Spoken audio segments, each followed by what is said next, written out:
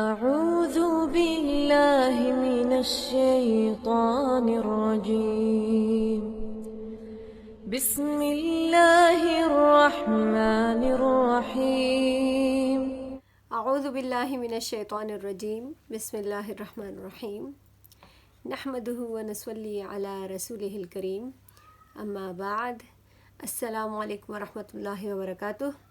Welcome back to Quran Kareem the path of Islam. میرے پیارے viewers, آج ہم ترجمہ پھر سے کریں گے انشاءاللہ.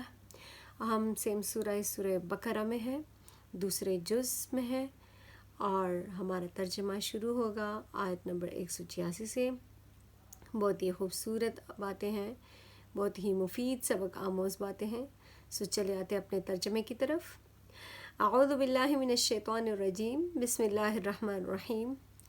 وَإِذَا سَأَلَكَ، اور جب پوچھے آپ سے، عبادی عنی، میرے بندے میرے بارے میں، فإنی قریب، پس بے شک میں قریب ہوں، اجیب دعوت الداعی، قبول کرتا ہوں میں پکارنے والی کی پکار کو، یا دعا مانگنے والی کی دعا کو.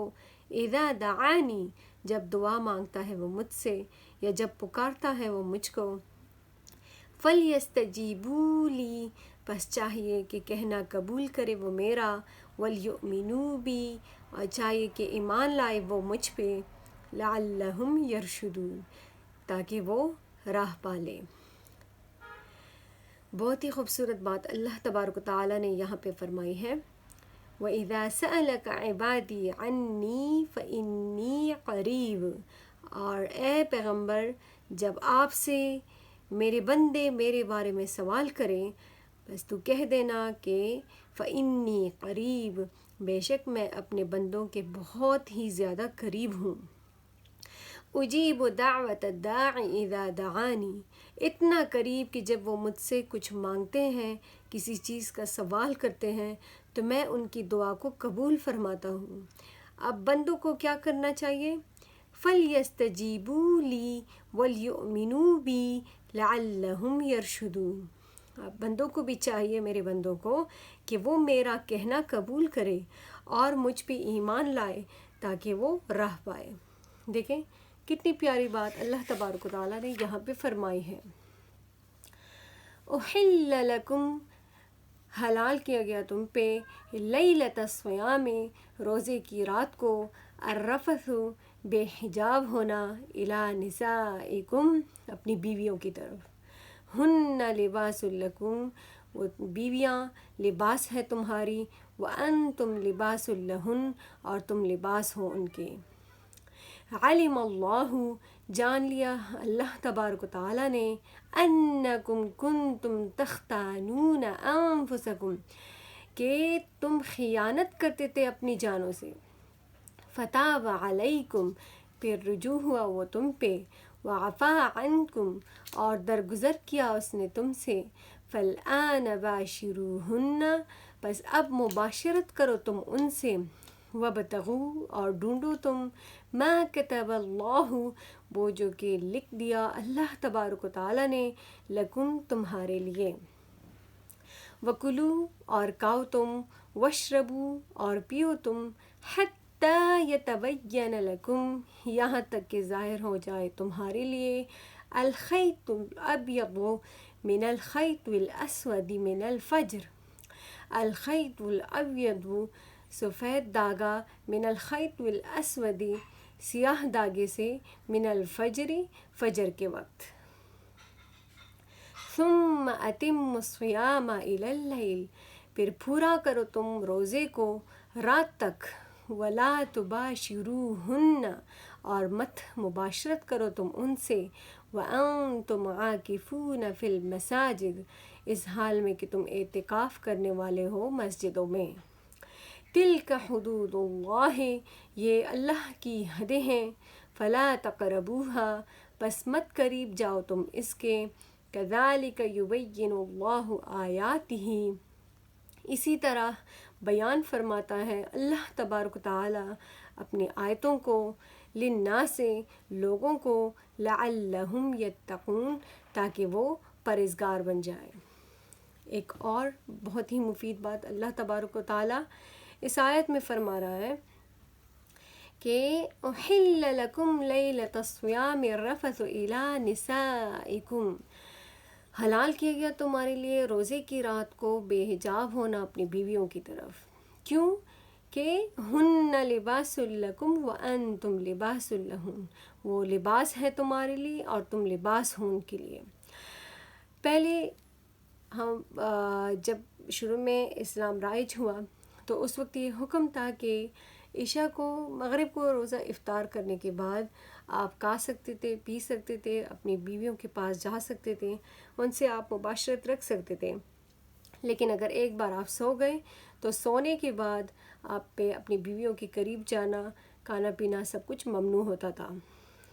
اس طرح پھر کئی بار لوگوں سے غلطیاں ہوئی، صحابہ سے کئی بار مسٹیکس زد ہوئے، تو وہ نبی کریم صلی اللہ علیہ وسلم کے پاس جاتے اور اپنے کیے پہ ندامت اور پشیمانی ظاہر کرتے اور توبہ کی درخواست کرتے. وہی بات اللہ تبارک و تعالیٰ اس آیت میں فرما رہا ہے کہ اب تمہارے لیے اجازت ہے کہ پوری رات یعنی مغرب کو افطاری کے بعد فجر تک تم اپنی بیویوں کے پاس جا سکتے ہو، کھا سکتے ہو، پی سکتے ہو اور اللہ کا شکر ادا کرنا چاہیے. اسی بات کی وضاحت ادھر کی گئی ہے کہ تمہاری عورتیں روزے کی راتوں میں یعنی دن کو جب روزہ رکھو تو رات کو وہ عورتیں تمہارے لیے جائز ہے، اپنی بیویاں، تم ان کے پاس جا سکتے ہو. اپنی بیوی کو اس طرح سے محسوس کرو جیسے کہ تمہارا لباس ہے وہ اور تم ان کے لباس ہو. جیسے لباس بدن سے اٹیچ ہوتا ہے اسی طرح وہ بھی ہونے چاہیے. وہی اللہ تبارک و تعالیٰ یہاں پہ فرما رہا ہے علم اللہ انکم کنتم تختانون انفسکم فتاب علیکم وعفا عنکم، کہ جان لیا اللہ تعالیٰ نے کہ تم خیانت کرتے تھے اپنی جانوں سے، یعنی تم سے کئی بار یہ غلطی سرزد ہوئی کہ تم اپنی بیویوں کے پاس گئے سونے کے بعد، پھر بھی اللہ نے تمہیں معاف فرمایا، تمہاری طرف رجوع کیا، تمہاری توبہ کو ایکسیپٹ کیا. اب کیا کرو؟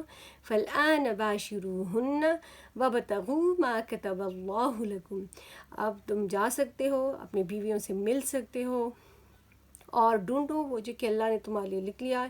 یعنی یہ نہیں کہ صرف بیوی سے آپ لطف اندوز ہو، بلکہ وہ اولاد جو تمہاری مقدر میں لکھی گئی ہے تو اس کی بھی تمہیں اجازت ہے کہ اگر آپ کی اولاد کی خواہش ہے تو بے شک آپ اس نیت سے بھی اپنی بیوی سے صحبت رکھ سکتے ہو. وَكُلُوا وَاشْرَبُوا حَتَّى يَتَبَيَّنَ لَكُمُ الْخَيْطُ الْأَبْيَضُ مِنَ الْخَيْطِ الْأَسْوَدِ مِنَ الْفَجْرِ، کھا بھی سکتے ہو، پی بھی سکتے ہو، یہاں تک کہ فجر کے وقت جب یہ سیاہی ختم ہو جاتی ہے اور ہلکی ہلکی روشنی نمودار ہوتی ہے تو اس وقت تک تمہارے لیے سب کچھ جائز ہے. اس کے بعد کیا کرنا ہے؟ ثُمَّ أَتِمُّوا الصِّيَامَ إِلَى اللَّيْلِ، اب اس کے بعد روزہ شروع ہو گیا تو اب نہ کھا سکتے ہو، نہ پی سکتے ہو اور نہ ہی بیویوں سے مل سکتے ہو. وَلَا تُبَاشِرُوهُنَّ وَأَنْتُمْ عَاكِفُونَ فِي الْمَسَاجِدِ، لیکن ایک بات کا دھیان رکھیں کہ اگر آپ مسجد میں اعتکاف فرما رہے ہو، اعتکاف کی حالت میں ہو روزے میں، تو پھر رات کو بھی اپنی بیویوں سے مباشرت نہیں رکھ سکتے. کیوں؟ تِلْكَ حُدُودُ اللَّهِ فَلَا تَقْرَبُوهَا، یہ ایسی حدیں ہیں جو اللہ کی طرف سے مقرر کردہ ہے، اب ان حدوں کو پار نہ کرو. رمضان میں نارملی اجازت ہے لیکن اگر آپ اعتکاف میں ہیں تو پھر اب اجازت نہیں ہے. كَذَلِكَ يُبَيِّنُ اللَّهُ آيَاتِهِ لِلنَّاسِ لَعَلَّهُمْ يَتَّقُونَ، کہ اسی طرح اللہ تعالیٰ اپنی نشانیوں کو، اپنی آیتوں کو بیان کرتا ہے لوگوں کو تاکہ وہ پرہیزگار ہو جائے، تقویٰ کی راہ کو اختیار کریں. بہت ہی ایک آیت میں بہت ہی پیاری پیاری عمدہ باتیں ظاہر کی گئی. رمضان کے بارے میں کل کے بتایا گیا، ہر ایک چیز کی وضاحت کل کی ہو گئی، ایک ہی آیت میں جامع تفصیل ہے پوری کی پوری. آگے اللہ تبارک و تعالیٰ کیا فرما رہا ہے؟ وَلَا تَأْكُلُوا أَمْوَالَكُمْ، اور مت کھاؤ تم اپنے مال دولت کو، بینکم آپس میں، بالباطل باطل طریقے سے، وَتُدْلُوا بِهَا إِلَى الْحُكَّامِ، اور مت پہنچاؤ تم اپنے مال کو حاکموں کی طرف، لِتَأْكُلُوا، کہ کھاؤ تم، فَرِيقًا مِّنْ أَمْوَالِ النَّاسِ، ایک حصہ لوگوں کے مالوں میں سے، بِالْإِثْمِ، گناہ کے ساتھ، وَأَنْتُمْ تَعْلَمُونَ، حالانکہ تم جانتے ہو. اب رمضان کے ذکر کے بعد اللہ تبارک و تعالیٰ نے مال کا ذکر کیا کہ جس طرح روزے میں کچھ چیزوں کی ممانعت ہوتی ہے، اس طرح مال میں بھی کچھ چیزوں کی ممانعت ہے کہ مال کو ناجائز طریقے سے مت حاصل کرو، مت کھاؤ دوسروں کو مال، کہ اس غلط طریقے سے حرام طریقے سے مال کماؤ پھر اس کو کھاؤ، یہ بالکل غلط ہے۔ اور یہ بھی نہ کرو کہ اپنے مال کو ایسا رشوت کے طور پہ رشوت بنا کے کسی بڑے آدمی کو پیش کرو، پھر اس سے فائدہ اٹھاؤ اور اس مال کو کھاتے پھرو، حالانکہ جب رشوت کے ذریعے سے آپ کسی چیز کو حاصل کرتے ہو تو ایکچولی وہ آپ کا نہیں تھا بلکہ کسی اور کا حق مار رہے ہو۔ سو فریقا من اموال الناس بالاثم، اسی بات کا ذکر ہے کہ تم کیا کرتے ہو کہ کسی حاکم کی طرف اپنا مال پیش کرتے ہو ایسا رشوت، پھر اس چیز کو حاصل کرتے ہو، ایک حصہ جو کہ لوگوں کے مالوں کا تھا، لوگوں کے لیے تھا، وہ آپ نے گناہ کے ذریعے سے اپنا لیا۔ یاد رکھو کہ تمہیں اس بات کا صاف پتہ ہے کہ اس چیز کی اسلام میں بالکل اجازت نہیں ہے۔ جیسے روزے میں کچھ چیزیں حرام ہوتی ہیں، اسی طرح مال و دولت کمانے اور کھانے میں بھی کچھ طریقے حرام ہیں۔ بہت ہی پیاری پیاری باتیں تھیں۔ اللہ تبارک و تعالیٰ مجھے اور آپ سب کو اس پہ عمل کرنے کی اور دوسروں کو دعوت چلانے کی پوری توفیق نصیب فرمائے۔ صدق اللہ العظیم۔